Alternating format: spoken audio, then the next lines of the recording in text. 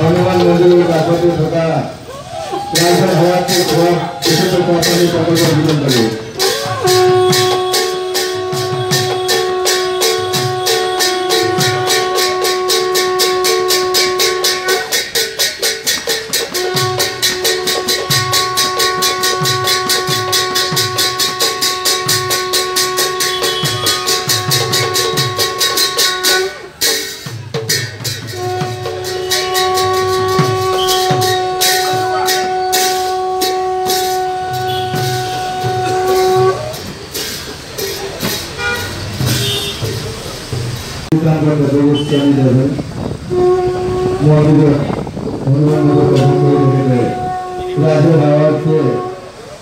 বিশুদ্ধ কুয়াপানি প্রকল্প সুযোজন করিব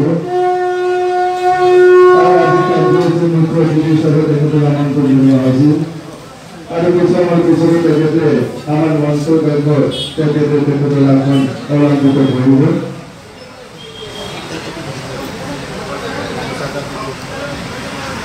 আৰু আমি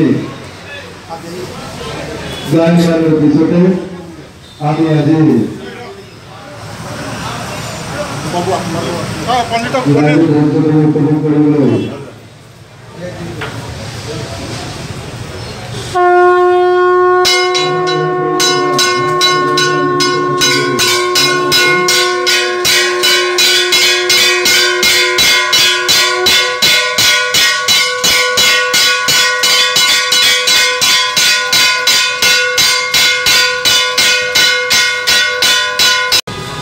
অনুষ্ঠিত হোৱা আমি আজি মুখ্য অতিথি হিচাপে আউনীআটী সত্ৰাধিকাৰ শ্ৰী শ্ৰী ডক্টৰ পিতাম্বৰী আমাৰ পৰম পূজ্য শ্ৰী শ্ৰী ডক্টৰ পিতাম্বৰী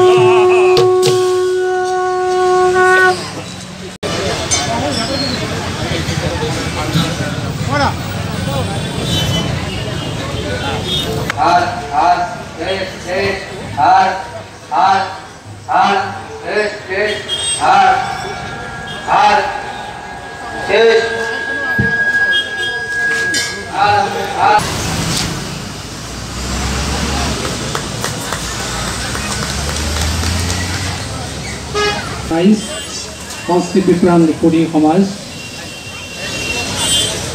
জয় জয়তে আপোনাক নৰৰূপী নাৰায়ণ সদৃশ সমুদ জনমণ্ডলীলৈ আমাৰ ভক্তিভৰা শ্ৰদ্ধা আমি আগবঢ়াইছোঁ আৰু যিগৰাকী আমাৰ সকলোকে আমি প্ৰণিপাত জনাইছোঁ এই অনুষ্ঠানৰ প্ৰতি তেৰাই যাতে কৃপা শেষ পৰি প্ৰভৱতু জগদণ্ড কৌটি কৌটি সশেষ वसुधारी विभूति भिन्नम तद्ब्रह्म निष्कलम अनंतम अशेष भूतम गोविंदम आदि पुरुषम तमहं भजामि गोविंदम आदि पुरुषम तमहं भजामि। हे धर्मतन राइज থকা শ্ৰদ্ধা থকা লোকসকলৰ মাজলৈ পুনৰ এইদৰে আহিবলৈ পাই আমি কৃতজ্ঞ মানিছোঁ আৰু এনে এটি মহান সুযোগ দিয়াৰ বাবে আমি উদ্যোক্তা প্ৰমুখ্যে আঞ্চলিক ৰাইজলৈ আমাৰ আন্তৰিক কৃতজ্ঞতা জ্ঞাপন কৰিছোঁ।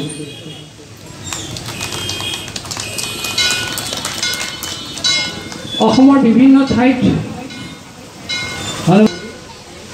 আমি নগাঁও গুৱাহাটী প্ৰমুখ্যে কেইবা ঠাইতো সেই উৎসৱত ভাগ লৈছোঁ কিন্তু মৰাণৰ হনুমান জন্মোৎসৱ উপলক্ষে আমি এইবাৰ প্ৰথম ইয়ালৈ অহাৰ সুযোগ লাভ কৰিছোঁ। যি ফুলৰ মালাৰ দৰে এডাল মালাত বিভিন্ন ৰঙৰ ফুল থাকে, সৰু বৰ অনেক ফুল থাকে, কিন্তু কোনো কাৰণতে আমি মালাডালত সৰু বৰ ফুলৰ পাৰ্থক্য বিচাৰি নাপাওঁ। ৰঙা, হালধীয়া, বগা, নীলা যি ৰঙৰেই ফুল নাথাকক, আমি সেই সমস্ত ৰংবিলাকক বিলোপ কৰি কেৱল মালাডালৰ বৰ্ণাঢ্য ৰূপ সকলোৱে অৱলোকন কৰোঁ। ঠিক সেইদৰে অসমীয়া জাতি, অসম ৰাজ্য, কাৰণ এইখন অসম ৰাজ্য অসমৰ মাজত সম, অৰ্থাৎ ইয়াতো সেই ফুলৰ মালাডালত যিদৰে সৰু বৰ অনেক ফুল থাকে, ৰং বিৰঙৰ ফুল থাকে, তেনেকৈ এই অসম ৰাজ্যত বিভিন্ন ধৰণৰ জাতি, উপজাতি, জনগোষ্ঠীয়ে বাস কৰি আহিছে। আৰু এই সমস্ত জনগোষ্ঠী, সমস্ত জাতিগোষ্ঠীৰ মিলনভূমি হ'ল অসম। আৰু সেই অসমৰ প্ৰতীক তথা আদৰ্শ ৰক্ষা কৰিছে মৰাণবাসীয়ে। এই মৰাণত আছে অসমৰ সেই সমন্বয়ৰ আদৰ্শ, আৰু এই সমন্বয়ৰ আদৰ্শ আমাৰ কাৰণে এক গৌৰৱপূৰ্ণ বাৰ্তা। আমি সকলোৱে আজি এই মুহূৰ্তত সমন্বয়ৰ বাৰ্তাৰ ওপৰত গুৰুত্ব দিবই লাগিব, কাৰণ মানুহে হৈছে একমাত্ৰ প্ৰাণী যাৰ সামূহিক চেতনা আছে। মানুহে হৈছে একমাত্ৰ প্ৰাণী। আমি সামূহিক সচেতনতাৰ মাধ্যমেৰেহে, ঐক্য সম্প্ৰীতি মিলনৰ মাধ্যমেৰেহে আমাৰ অসমীয়া সমাজখন আৰু জাতিটো আমি ৰক্ষা কৰিব পাৰিম। কোনো শক্তিয়ে এই জাতিটো এতিয়া ৰক্ষা কৰিব নোৱাৰে, মাত্ৰ ঐক্য সম্প্ৰীতিৰেহে এই জাতিটো ৰক্ষা কৰিব পাৰিব। আজি পবিত্ৰ মুহূৰ্তত আপোনালোকৰ প্ৰতি আমি এই বিনীত অনুৰোধ ৰাখিছোঁ। হনুমান জয়ন্তী তথা হনুমান জন্মোৎসৱ পালন কৰাৰ বহুত তাৎপৰ্য আছে। তাৰ ভিতৰত আমি অকণমান কথা প্ৰকাশ কৰিব খুজিছোঁ। হনুমান জন্মোৎসৱ পালন কৰে যদিও আজি কিন্তু অসমত সকলো সম্প্ৰদায়ৰ লোক ইয়াত সম্পৃক্ত হৈছে। আৰু কেলে সম্পৃক্ত হৈছে, এয়া কেৱল এজন নিৰ্দিষ্ট দেৱতাক পূজা কৰিবৰ কাৰণে ইয়ালৈ অহা নাই। সেই হনুমানৰ যিটো দাস্য ভক্তি, সেইটো সন্মান জনাই ইয়াত সকলো সমবেত হৈছে। আৰু এইটো আমাৰ কাৰণে অত্যন্ত এটা গুৰুত্বপূৰ্ণ বিষয়। মৰাণবাসী ৰাইজে হনুমান জয়ন্তীৰ নামত বিভিন্ন অনুষ্ঠান আগতে অনুষ্ঠিত কৰি আহিছে। এইবাৰো তেখেতসকলে মাৰোৱাৰী সম্প্ৰদায়ৰ পৰম্পৰাৰে বিভিন্ন অনুষ্ঠান অনুষ্ঠিত কৰিব পাৰিলেহেঁতেন, কিন্তু তাকে নকৰি সত্ৰীয়া সংস্কৃতিক সন্মান জনাই অসমৰ যিটো অতি সমৃদ্ধ সংস্কৃতি তাক শ্ৰদ্ধা আৰোপ কৰি তেখেতসকলে আজি দিৱসটোত সেই অনুষ্ঠান ইয়ালৈ নিমন্ত্ৰণ কৰি আনিছে।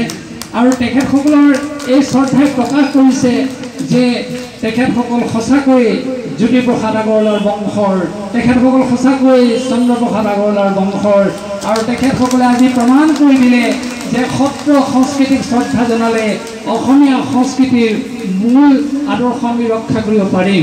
আৰু সেয়ে তেখেতসকলে আজি একাত্ম হৈ মাজুলীৰ পৰা আমাৰ সত্ৰ অনুষ্ঠানৰ শিল্পীসকলক ইয়ালৈ লৈ আহিছে আৰু সেই অনুষ্ঠান ইয়াত প্ৰদৰ্শনৰ ব্যৱস্থা কৰিছে।